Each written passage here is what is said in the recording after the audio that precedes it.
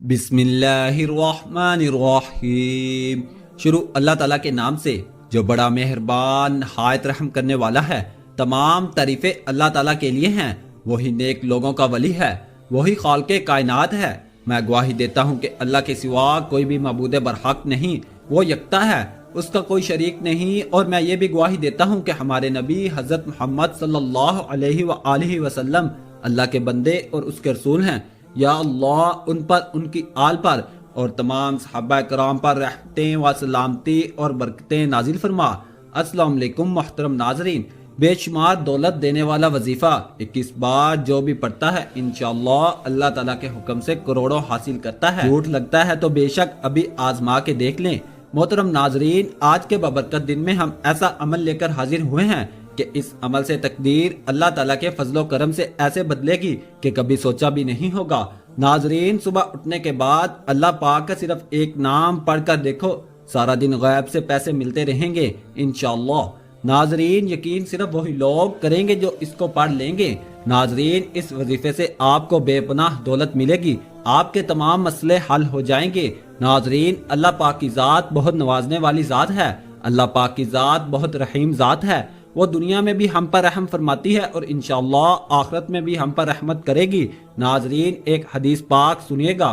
حضرت عبداللہ بن عباس رضی اللہ تعالی عنہ سے روایت ہے کہ رسول اللہ صلی اللہ علیہ وآلہ وسلم نے اپنے پروردگار سے روایت کرتے ہوئے فرمایا، اللہ تعالیٰ نے نیکیاں اور برائیاں لکھ دی ہیں اور انہیں صاف صاف بیان کر دیا ہے۔ چنانچہ جس نے کسی نیکی کا ارادہ کیا لیکن اس پر عمل نہ کر سکا تو اس کے کھاتے میں اللہ تعالیٰ اپنے ہاں ایک مکمل نیکی لکھ دیتا ہے، اور اگر اس نے ارادہ کرنے کے بعد اس پر عمل بھی کر لیا تو اللہ تعالیٰ اس کے لیے اپنے ہاں 10 نیکیوں سے 700 گناہ تک بلکہ اس سے بھی زیادہ نیکیاں لکھ دیتا ہے۔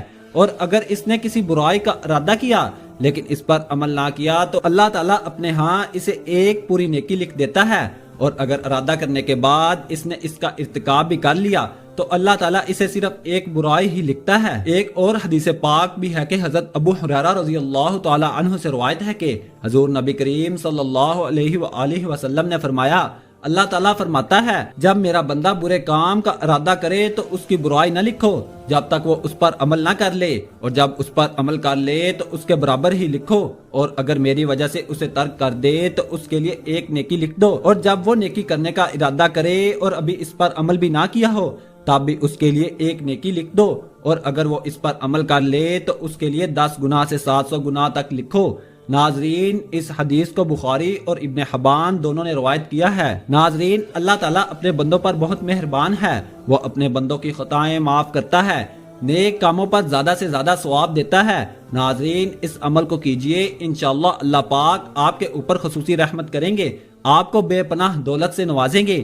ناظرین، ایک اور حدیث پاک کا مفہوم ہے، اللہ تعالیٰ کے پاس بے شمار رحمتیں ہیں، اس میں سے 100 رحمتیں خاص ہیں، اور ان 100 رحمتوں میں سے اللہ تعالیٰ نے ایک رحمت انسانوں، چوپاہوں اور زہریلے جانوروں میں بھیجی ہے۔ اس رحمت کے سبب وہ آپس میں پیار، محبت اور مہربانی کرتے ہیں، جبکہ 99 رحمتوں کو اللہ تعالیٰ نے قیامت کے لیے اکٹھا کر رکھا ہے کہ وہ ان سے اس دن اپنے بندوں پر رحم فرمائے گا۔ ناظرین، یہ بخاری اور مسلم دونوں حدیث کی کتابوں میں موجود ہے۔ میں نے آپ کو جو سنائی، انسان کو چاہیے اپنی جائز حاجات اور مرادوں کے حصول کے لیے اللہ تعالیٰ کی طرف رجوع کریں، فرائض کی پابندی کریں، گناہوں سے بچیں اور کثرت سے توبہ و استغفار کریں۔ ایک جگہ روایت ہے، حضرت سیدنا حسن بصری رحمۃ اللہ علیہ کے پاس ایک شخص آیا اور اس نے خشک سالی کی شکایت کی، آپ رحمۃ اللہ علیہ نے اسے استغفار کرنے کا حکم دیا۔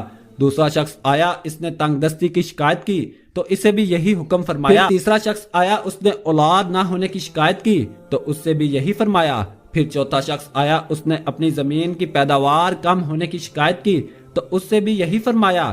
حضرت ربیع بن صبیح رحمۃ اللہ علیہ وہاں حاضر تھے۔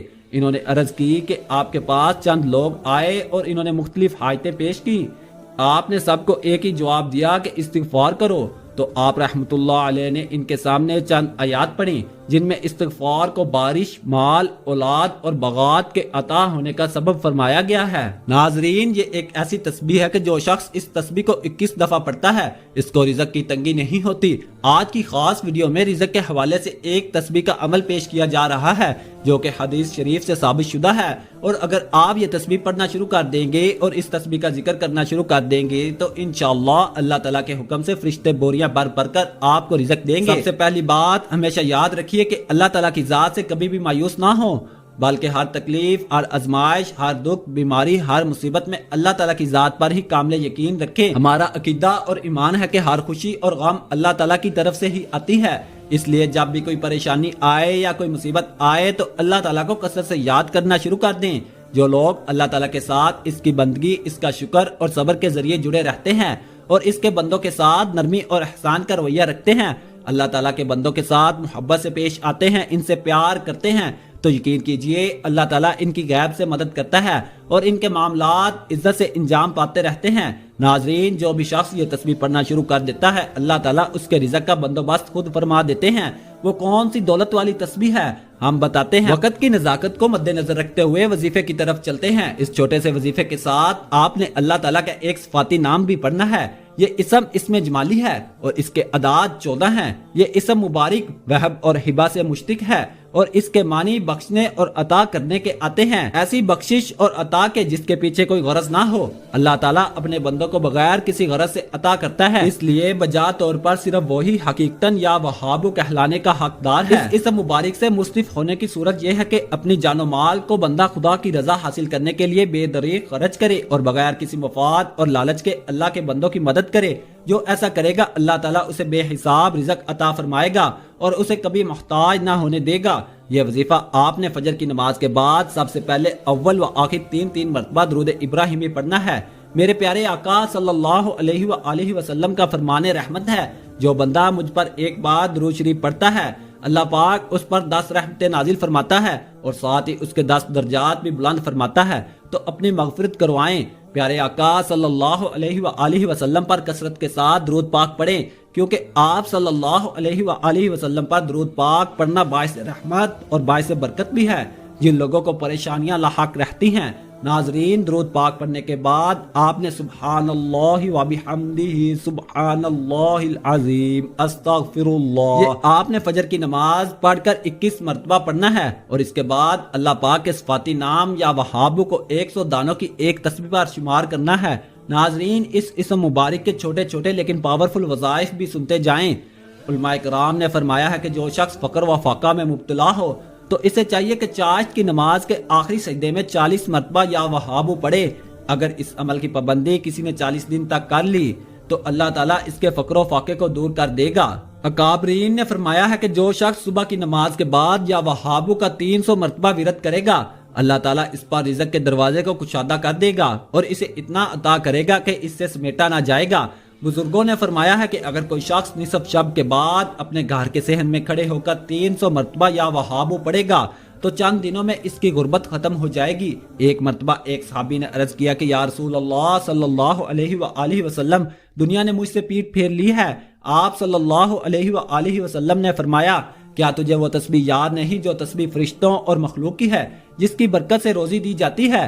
جب صبح صادق طلوع ہو تو یہ تسبیح پڑھا کرو، استغفر اللہ، دنیا تمہارے پاس ذلیل ہو کر آئے گی۔ وہ شخص چلا گیا، عرصہ ٹھہر کر دوبارہ حاضر خدمت ہوا اور کہنے لگا، یا رسول اللہ صلی اللہ علیہ وآلہ وسلم، دنیا میرے پاس اس کثرت سے آئی کہ میں حیران ہوں کہ کہاں اٹھاؤں اور کہاں رکھوں۔ حضرت ابو ہریرہ رضی اللہ تعالی عنہ سے روایت ہے کہ رسول اللہ صلی اللہ علیہ وآلہ وسلم نے فرمایا، 2 کلمے ہیں جو زبان پر ہلکے ہیں اور میزان میں بھاری ہیں اور اللہ تعالیٰ کو بہت محبوب ہیں، سبحان اللہ وبحمدہ سبحان اللہ العظیم۔ دعا ہے کہ اللہ تعالیٰ ہم سب کی تنگ دستی اور پریشانیوں کو دور کر دے۔ ناظرین، عطا کرنے والی ذات اللہ تعالیٰ کی ہے، وہ جسے چاہے جتنا چاہے عطا فرمائے۔ اللہ پاک ہمارے اس وظیفے میں کی گئی کسی بھی قسم کی کمی کوتاہیوں کو معاف فرمائے اور ہمیں پکا اور سچا مسلمان بنائے، آمین ثم آمین۔ اور کچھ نہ کچھ اللہ کی راہ میں صدقہ خیرات لازمی کر دیا کریں۔ اللہ پاک سے دعا ہے کہ اللہ پاک میرا سنانا اور آپ کا سننا اپنی بارگاہ الہی میں قبول و منظور فرمائے۔ تمام احباب سے گزارش ہے کہ اللہ تعالیٰ کے 99 ناموں میں سے ایک نام کمنٹ میں ضرور لکھا کریں۔ جزاک اللہ۔